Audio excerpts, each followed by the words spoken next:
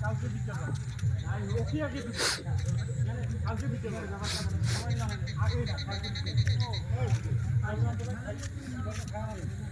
কালকে যদি পাই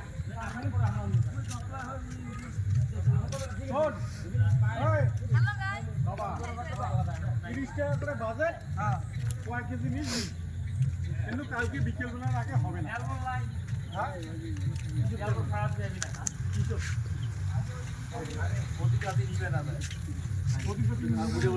তেলের ব্যবস্থা আমি করবো